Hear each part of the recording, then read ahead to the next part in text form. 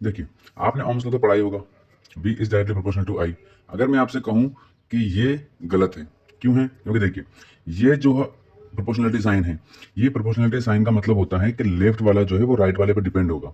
मतलब अगर I बढ़ेगा तो पोटेंशियल डिफरेंस बढ़ेगा, और अगर I कम होता है तो पोटेंशियल डिफरेंस क्या हो जाएगा? कम हो जाएगा। बट V जो है वो I पे डिपेंड नहीं करता है, बल्कि इसका उल्टा होता है। I जो है वो डिपेंड करता है किस पर? V पर। अगर पोटेंशियल डिफरेंस ज्यादा होगा तो करंट ज्यादा होगा, और पोटेंशियल डिफरेंस कम होगा तो करंट कम होगा।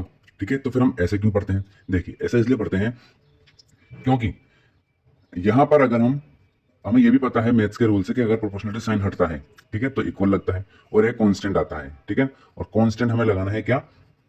रेजिस्टेंस। तो इस हिसाब से यहां पर क्या हो जाएगा कि आई जो है वो प्रोपोर्शनल हो जाएगा किसके? डायरेक्टली प्रोपोर्शनल हो जाएगा किसके? रेजिस्टेंस के।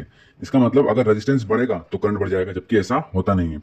रेजिस्टेंस के कम होने पर आई बढ़ता है, यानी कि करंट बढ़ता है, और रेजिस्टेंस के बढ़ने पर आई क्या हो जाता है? कम हो जाता है। इसका मतलब क्या हुआ कि आई जो है वो तो डायरेक्टली इनवर्सली प्रोपोर्शनल होना चाहिए किसके?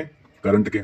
ठीक है, तो इसी वजह से, सिर्फ और सिर्फ इसी वजह से हम इसको ऐसे पढ़ते हैं, ना कि ऐसे, क्योंकि हमें क्या लगाना है? कांस्टेंट आर लगाना है, रेजिस्टेंस लगाना है। ठीक है, तो अब यहां पर हम क्या करेंगे? प्रोपोर्शनलिटी साइन लगा करके इक्वल लगाएंगे और रेजिस्टेंस आर आएगा। ठीक है, तो अब अगर हम आर को इस तरफ भेजते हैं तो ये हो जाएगा 1 में आर। ठीक है, तो अब देखिए ये हो जाएगा क्या कि अगर आर बढ़ेगा तो करंट क्या हो जाएगा?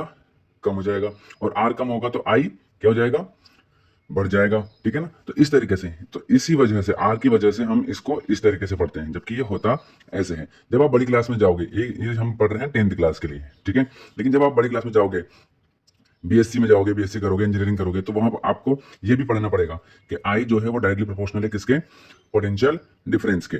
ठीक है, तो वहां पर जब आप ये कांस्टेंट हटाओगे, सॉरी, प्रोपोर्शनलिटी साइन हटाओगे और क्या लगाओगे? कांस्टेंट लगाओगे। ठीक है ना, तो वहां पर आप एक कांस्टेंट देखोगे, कंडक्टेंस। ठीक है ना, चलिए, इसका मतलब क्या हुआ? इसका उल्टा है। ये कंडक्टेंस क्या होता है? इसका उल्टा होता है। मतलब क्या हुआ कि कंडक्टेंस की अगर हम बात करेंगे तो ये इनवर्सली प्रोपोर्शनल होता है किसके? आर के। ठीक है, कंडक्टेंस हमें पता है, कंडक्टेंस क्या होता है? यानी कि कंडक्टर, कंडक्टर से ही क्या है? कंडक्टेंस है, यानी कि करंट का अच्छे से फ्लो होना। तो आई जो है वो डायरेक्टली प्रोपोर्शनल हो जाएगा किसके? कंडक्टेंस के। यानी कि जितना ज्यादा कंडक्टेंस होगा उतनी ही अच्छा करंट फ्लो होगा, जितना कम कंडक्टेंस होगा उतना ही कम क्या होगा? सॉरी, करंट फ्लो होगा। ठीक है ना, और कंडक्टेंस अगर कम है इसका मतलब क्या ज्यादा है? रेजिस्टेंस ज्यादा है। तो आई होप समझ में आ गया होगा आपको।